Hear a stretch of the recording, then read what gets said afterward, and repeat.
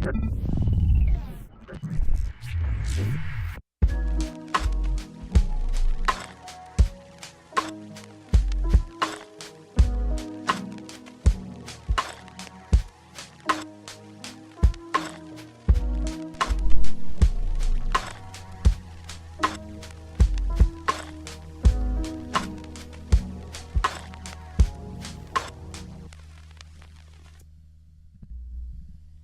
going on, guys?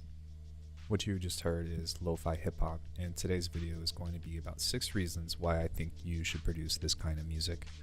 It's really cool, it's really fun to make, and relatively easy, but let's hop right into the 6 main reasons why I think that you should start producing this kind of music if you don't already. Number 1, kind of like what I said in the intro, this is a great genre for you to start producing if you don't have any experience with anything else. There's a lot of skills that this will teach you if you are really trying to just get your feet wet, especially with your DAW or with how to sequence or how to arrange and how to mix. It's a great foundational place, and it doesn't really take a lot of resources for you to, put something together. We've got a drum loop, a Foley layer, there's a bass, and then just my samples. Altogether, there's about 17 tracks that are being used. Other than that, it's really just kind of throwing the beat down, laying the sample down, and if you feel like it, then add some bass to it, which isn't really required. It's pretty easy to make. It's something that you can listen to and be like, oh man, I want to make something like that, and actually go and make something just like it. Number 2, this is a big one. Lo-fi hip-hop will teach you how to sample. I know that it's not the only genre that will teach you how to, work with samples and all that, but because hip-hop was based off of sampling, it's, it just kind of makes sense for this to fit hand in hand. Now, I have plugins that are fancy that will tell me the exact key that everything is in, and it will make chops for me a la Serato Sample. But really, like, if you just buy a sample pack, like Stolen Drums is a great one, then you'll get like a drum loop or something, and you can take something like this, kind of start looking at how to analyze the waveforms and say, oh, maybe I like this bit, chop that up, learn how to slice, or oh wait, if I double click this I can reverse it. It's really important because this goes way beyond hip hop in itself. For my kind of music, I make like neuro hop and halftime drum and bass every so often. If you've actually watched my other videos, you'll see that almost everything regarding taking things and turning them into audio and then chopping audio up.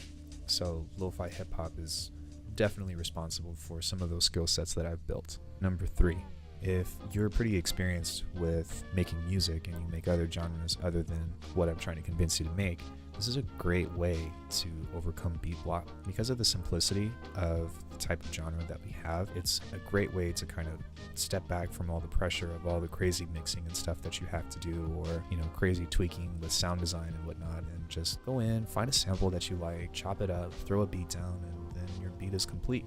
I think the only thing that's going on in this is there's a kick snare hat, a clap layer, that's a shaker, and that's it for my percussion.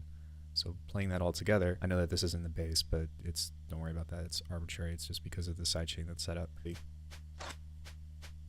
see.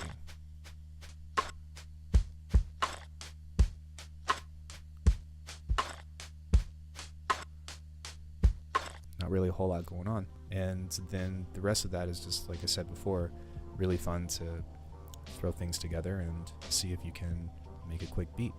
And generally these beats are relatively short. This one is actually a little bit long. We're at 2 minutes and 25 seconds. I started this beat today and finished it today and uploaded it to my hip hop channel and all that, and boom, there you go. It's also nice too, because for me, I feel like I personally needed a break.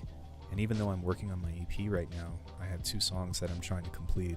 They're going absolutely nowhere, to the point that I really just want to start over and try to make another beat. Rather than take a break or just start on a new project and a new project and a new project until I get one that will finish out. Sometimes I like to just get away instead of closing my DAW and just make something that's really simple. And it doesn't have to be lo-fi per se. If you understand the formula of how this all works, then it's one of those things that you kind of fall back on and give yourself a break from all the pressure that you put on yourself in regards to making music. Lo-fi is, kind of crappy sounding, so you don't really have to worry about the mix so much.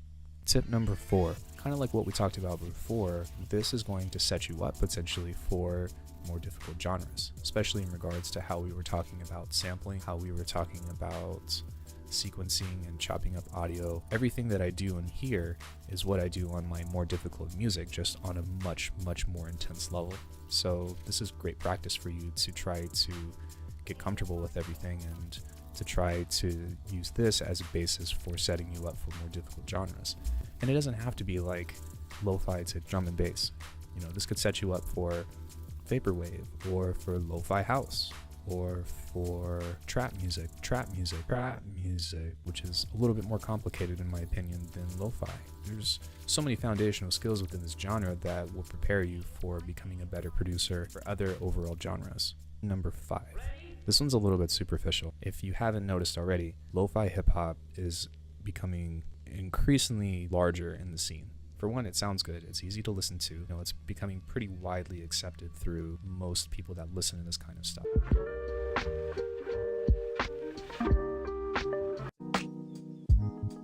And there's something to that that's pretty special, actually. A lot of the stuff that people are sampling are from things that we recognize from today. And this is a little bit more philosophical. It's really nice when I hear a beat from a song on a video game that I used to listen to a long time ago, and I hear it being repurposed, and even though it's not the full song, it brings me back, and it brings me back that nostalgia factor, which is the whole point of lo-fi. And if you're not behind that, it's totally fine. But I think that it's pretty amazing to really experience that culture and to reignite the life that these songs have given me and everybody else in the past. Which brings me to the number 6. Reason number 6 gives me a chance to revisit my childhood. Of course, you can go on YouTube and you can type in lo-fi samples and sample that or whatever, but if you already have a playlist or a general knowledge of content, whether it be old music, or for me it's pretty much video games, like here's my huge list of songs that I sample from, there's over like 350, or anime or movies or whatever, it's cool for you to go back and look at that and say, how can I use this in a song, or how can I make this work?